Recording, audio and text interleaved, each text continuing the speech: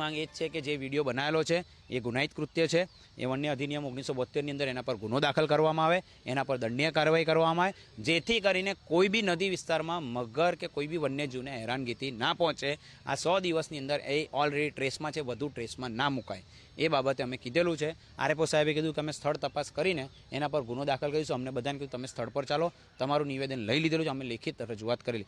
જો એ ગુનો દાખલ કરતા હોય તો અમે અમારી કાલથી કામગીરી ચાલુ કરવામાં આવશે। અને જો ના લેવામાં આવે અને કોઈ એન્જિનિયર કે કોઈ બી આ કામગીરી ચાલુ કરવામાં આવશે તો વન્યજીવ અધિનિયમ 1972 અંતર્ગત એના પર ગુનો દાખલ કરવામાં આવશે। અને એનડીજીના ચુકાદા તદ ઉપરાંત જે મંત્રાલયની જે ગાઈડલાઇન્સ છે એનો ઉલ્લંઘન કરીને ઘોડીને પીવાની કોશિશ કરશે તો એ ચલાવી લેવામાં નહીં આવે।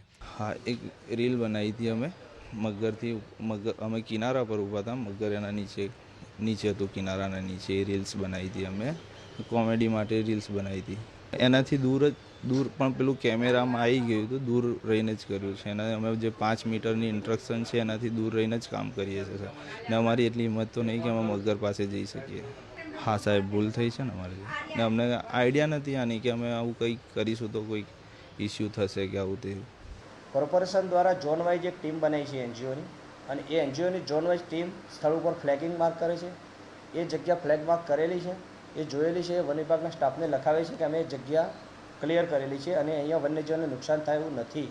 એ એનજીઓનો કાર્યકર્તા જોઈ અને અમે સ્થળ ઉપર પર દિવસ વાઇઝ એના રોજકામ કરી અને અમારા સ્ટાફના રૂબરૂમ હોય એનું રિમાર્ક કરી અને પછી કોર્પોરેશનની કામગીરી ચાલુ કરવામાં આવે છે।